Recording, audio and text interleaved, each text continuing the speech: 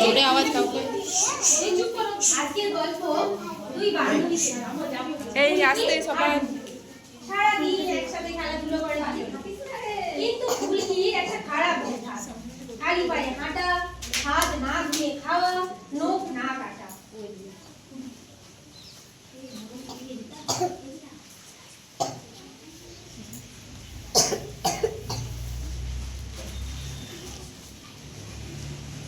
অনেকক্ষণ খেলেছি, চল এবার খেলে যাচ্ছি, খেতে যাবো। হাত ধুতে হবে, হাত না ধুয়ে তো খাওয়া যায়। আমি এবার হাত ধুবো না, আমি হাতে ধুতে হবে। মা বলেছে হাত ধুতে হবে। তুই ধুবে যা, আমি নিতে।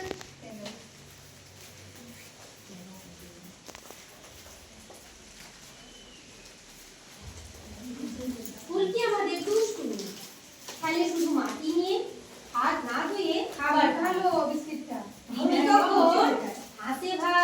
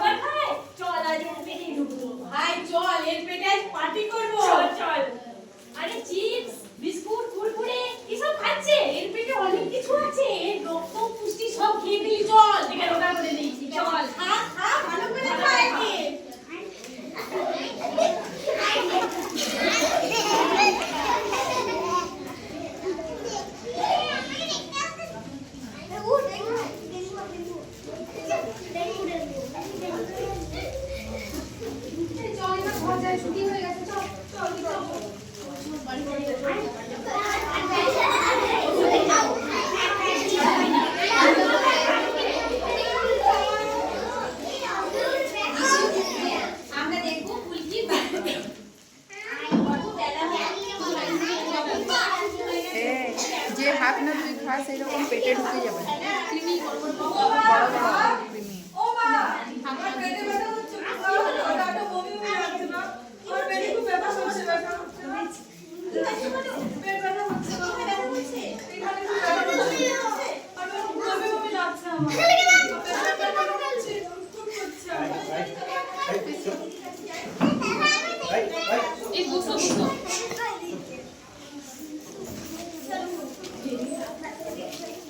হাত না ধুয়ে খাওয়ার ফলে ফুলকির পেটের মধ্যে কৃমিরা ঢুকে পড়লো। এরপরে কি হলো, ফুলকির পেটের ব্যথা শুরু হয়ে গেল। পরের দৃশ্যে আমরা দেখবো স্বাস্থ্যকেন্দ্র।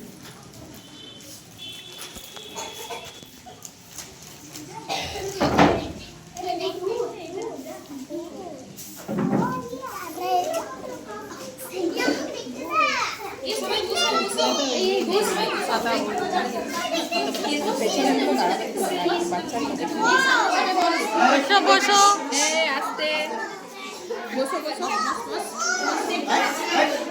পেছনের গুলো দাঁড়ায়, পেছনের গুলো দাঁড়ায়।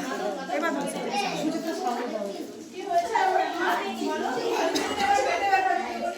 আর কি অসুবিধা হচ্ছে বলো?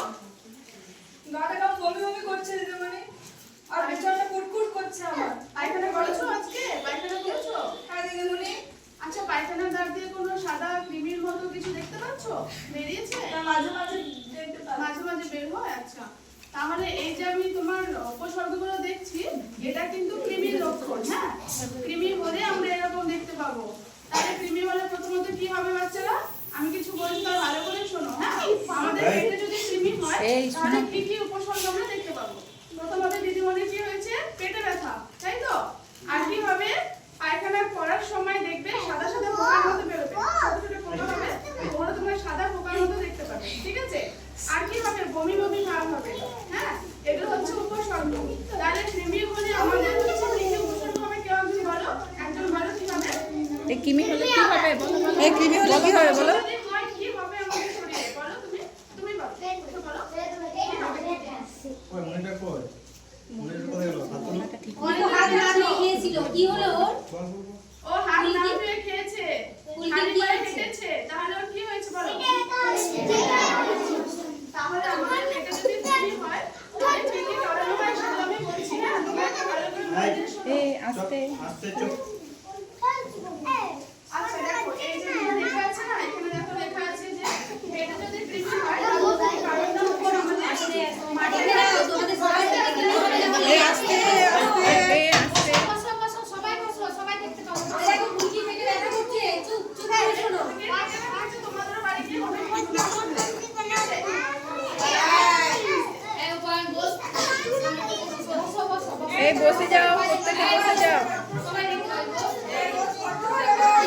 বসো বসো প্রত্যেকে বসো।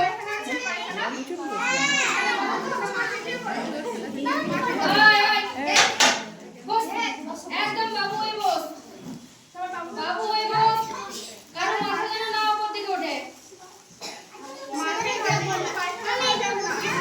এই আসতে দেখো কি বলছে দিদিমণি, দেখো শোনো কি বলছে। পায়খানা করার পরে ভালো করে হাত ধুতে হবে। দিদিরা দেখিয়েছে তো, সেভাবে হাত ধুবে, হ্যাঁ? তারপরে হচ্ছে কি, আমরা যে বাজার থেকে যে ফল আর সবজি আনছি, সেগুলো হচ্ছে আমাদের ধুয়ে খেতে হবে, ঠিক আছে? মা রান্না করবে, আমরা সবাই মিলে সবাই খাবে। আর কি হবে, বাড়িতে যে আমাদের বেড়ার আছে, কুকুর আছে, ঠিক আছে? সেই জায়গা থেকে আমাদের একটু দূরে থাকতে হবে। যদি কুকুরকে ধরো, তাহলে কুকুর ধরার পরে ভালো করে আমাদের হাত ধুয়ে দিতে হবে। এই সব কারণের জন্য হচ্ছে আমাদের পেটে কৃমি হয়। তাহলে বলো কি কি করবো? তুমি বলো, তাই বলো। কি কি করবো আমরা বাড়িতে গিয়ে? ভালো করে হাত ধোবো, খাওয়ার আগে, খাওয়ার পরে, বাথরুম করার পরে সাবান দিয়ে হাত ধোবো। তারপরে কি করবো? রাস্তাঘাটে চলার সময় জুতো পরবো। হ্যাঁ, আর কি করবো বলো? আরেকজন বলো। যদি এরকম পেটে ব্যথা হয়, মাকে গিয়ে বলবে, ঠিক আছে? দিদি, এই যে আমি আপনাকে বললাম, আপনার হচ্ছে এই ওষুধটা দিচ্ছি, এই ওষুধটা নিন। এটা হচ্ছে চিবিয়ে খাও, খেয়ে নাও। আচ্ছা মা, আপনাকে বলছি, ওকে হচ্ছে 6 মাস পর পর কিন্তু ক্রিমির ওষুধ খাওয়াতে হবে, হ্যাঁ? তাহলে আমার সেন্টারে আপনি নিয়ে আসবেন, আমি আবার এখান থেকে ওষুধ আপনাকে দেবো। ওষুধ খাওয়ার পর শুরু হলো ক্রিমির রিপোর্ট। ক্রিমির ভাই একটা খারাপ খবর আছে। কি খবর? উনি রক কেটে নিয়েছে আর হয়েছে ও জুতো করে খাচ্ছে। সর্বনাশ! আর ও ওষুধও খেয়ে নিয়েছে, সিএচও দিদিমণি দিয়েছে। তাহলে ফুলকি কি আমাদের বাঁচতে দেবে না? না, দেবে না। তাড়াতাড়ি ব্যাগ গুছা, পালা পালা। কোথায় যাবো? ওই তো যারা হাত ধোয় না, নখ কাটে না, আসবে না। চল ওদের পেটে ঢুকিয়ে দাও।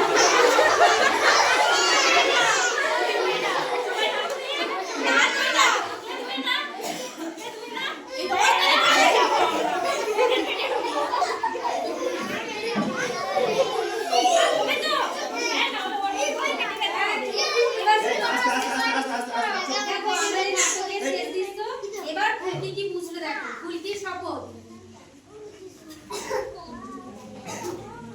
এখন থেকে কথা দিচ্ছি, হাত ধুয়ে তবে খাচ্ছি, জুতো পরে বাইরে যাব, কৃমিকে না ডাকবো। ঠিক আছে, তাহলে ফুলকির সাথে আমরা সবাই আজকে শপথ নেব।